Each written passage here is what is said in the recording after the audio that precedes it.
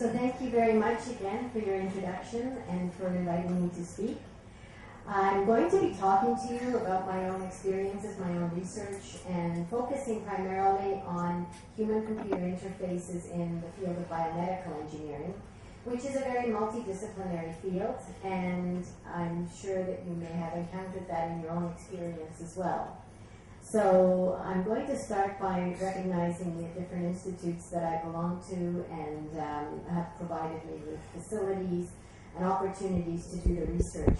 So that includes, of course, Ryerson, Toronto Rehab, and the University of Toronto, the Institute of Biomaterials and Biomedical Engineering there. And Spiral is my own lab that I have at Ryerson, where we focus on problems of perception, problems of mobility, and the combination of those and how to rehabilitate that. Also understanding how technology can play a role and the adaptation that humans need to make in their own lives and how computers can help them. So just a quick introduction to Ryerson University. It's a fairly new university, and I think we share a lot of commonality with Savita. It started out as an institute of technology, and then it was recognized as a university, and we started our graduate programs in the year 2000. Now we have 2,000 graduate students, and we have the first standalone English undergraduate biomedical engineering program in Canada, and it is the fastest growing research university in Canada. So you can see it's right in the heart of downtown Toronto, and I welcome you. Hopefully I will see some of you there. I would love to receive you there. So I'd also like to recognize my students, without whom I would never have been able to do the research. Here are just some of them, and demonstrating their technology developments and their projects. So for example, human motion studies, training the human in terms of biomedical rehabilitation, and also providing devices, assistive devices and wearable devices to help people improve their balance and improve their mobility. We have, for our students, also symposia that they can participate in to demonstrate their work and to present their work. And it's an opportunity for them to come together and network and learn from each other. So for today, I'm going to be talking a little bit about the basics of perception, the basics of motor control, and how they relate to each other. And then biomedical signals, what kinds of signals we collect, how we analyze them and what we use them for. And control of devices, particularly I'm going to be focusing on virtual reality. And then take that to your imagination, wherever you can take that. So one of the facilities that we use is this, what we call a space ball. It allows rotation of a person in 2 axes. It can also be used as in the amusement park for just a fun ride, but we use it as a research tool.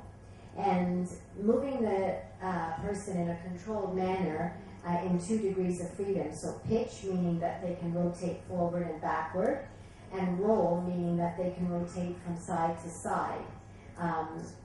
Provides a stimulus of movement that stimulates the semicircular canals in the inner ear. And we can then present them with some visual displays and look at their responses. What kind of responses? Well, for example, on the left you can see psychophysics. Psychophysics means that we are learning to understand psychologically the perception of our world around us. And we do that by asking the person, asking the subject, questions like, how much are you moving? When do you sense the beginning of movement? So they have to tell us when they think they're moving. Which movement is greater, so we can compare 2 different movements? Can you notice a difference in this movement versus that movement? And how sick do you feel? So we are already starting to look at the problem of motion sickness. Biomedical signals are a little bit more quantitative in that we actually can record the signal as a function of time. And we can measure things like postural responses by using accelerometers. We can measure pressure points by using pressure transducers. We can measure eye movements, which I'll talk a little bit about later, and brain signals, which are EEG signals, and electromyography, which are EMG signals. These are recorded from the muscle responses. So different parts of the body can produce different reactions to self-motion, and all of those are important to understand the actual interpretation, the human interpretation of these motion inputs. So ultimately, the objective of this work is to improve human balance and mobility. We don't want people to break bones. We don't want them to lose their mobility and their independence, especially as people get older. We want them to have independence and a good quality of life for a long time. So you can see here on the top right corner is the vestibular system. That's located in our inner ear. We have two sets, one in each ear. And you can see in the bottom part of that top right corner, let me move over here, is the cochlea, which is what we hear with. But in the top part of the diagram is the vestibular system. And you can see three canals. They're liquid filled, and as our head rotates in one plane or another, one of those canals has liquid that sets in motion. And there are hair cells that then get bent. The hairs get bent by the liquid moving, and that signals the brain that we're actually moving. But that's not the only way we know we're moving, because the brain uses all of its senses. So this is actually, the vestibular sense is the most direct sense of self-motion, but it's also one of the most subtle senses. You can see on the left there are so many different inputs into how we maintain our balance. And then what is the output? The output is the muscles, and even they have sensors. So they have proprioceptive sensors and muscle sensors that give signals back to the brain to provide feedback control. So we have a control system that manages our muscular control and our motor movements. You can see that balance is not only a task of our own body control system, but it's also a task that depends on our environment. So, for example, are we in a work situation? Are we in an amusement park? What are the different things around us that affect our ability to perform a task properly? And then the nature of the task, of course, and then the individual. So you can see that the individual may not have the same abilities as another individual. They may need to have some assistive devices or aids that help them perform a task in a given environment. So all of these things have to be considered. Now, one of the tests that we have done is a classical set of balance tests. And we have done that by looking at people that can stand on such a wobble board or a balance board and measuring how well they can keep their balance. We can do that, and we also looked at the effect of arm movements on human balance. We also did other tests like stepping up and down stairs, standing and sitting, and then walking along a prescribed path to see what effect arm movements have. So we found that on the right-hand side, you can see that the ability to balance better and perform better in the tasks was significantly affected by using the arms to help you. So what does that mean? Well, that means that arms are very important to help us keep our balance. And so we can now design tasks and design computer systems knowing this, that if we are in, let's say, a moving vehicle, then we need to have our arms free so that we can move our bodies better and maintain our base of support so that we can move around and access information and view our environment and control the systems. Another way that we collect data is pressure points. And here you can see a set of pressure transducers on the bottom of the foot and the type of signals that we collect from those sensors.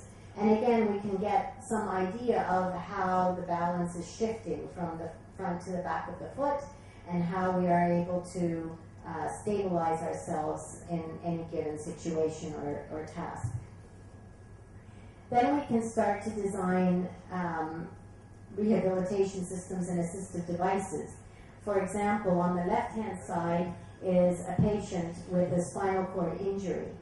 Patients with spinal cord injuries are usually restricted to wheelchairs. They are not able to stand up, perhaps, depending on their injury. And so what happens is the muscles atrophy, which can lead to all kinds of side effects and complications. So we can help to train these muscles by having virtual reality or a computer game that is hooked up with the sensors and have them to activate their muscles through muscle stimulation, and that in fact builds muscle mass and strength and helps to return the muscle to its original condition. Likewise, we can transfer the control system or the system, rehabilitation system, right to the person so they can wear the system. This is a balance assistive device that detects loss of balance through accelerometers and then activates transducers on the wrist to indicate to the person that they're about to lose their balance.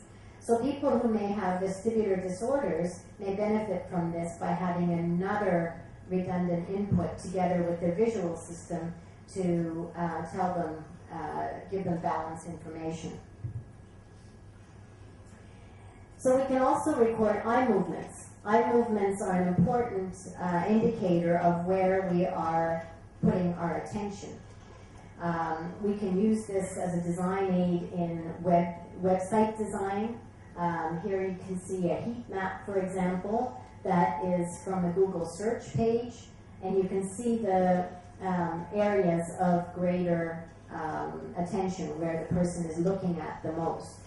And so that's important for us as designers to know where we want to put the information, how we want to portray the information, because we can now test subjects and measure their eye movements and see whether they are in fact getting the information that we want them to.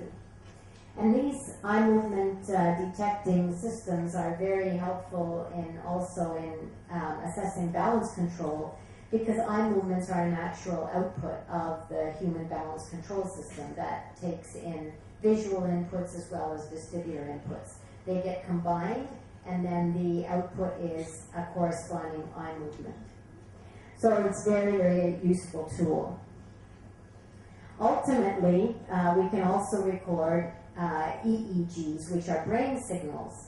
And this is an example of a device that collects brain signals. It's a fairly modern device because often in order to get good quality signals from EEG, they're very, very small signals.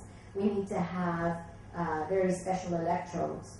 But because of advances in signal processing, we're able to have some fairly non-invasive looking sensors that we can place on the head and record some fairly advanced signals and analyze them.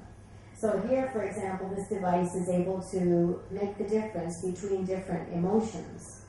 There are also systems and programs that can differentiate between control commands that you may be thinking. If you wear this, you can actually make something happen just with your thoughts. So this is probably one of the future ways that we can start to control some of the computers around us. And then that brings me to virtual reality. Virtual reality is an environment that seems real but is not real. It's virtual. And it's a very useful tool for many, many things. So here are just some examples. On the top right, you can see a flight simulator on which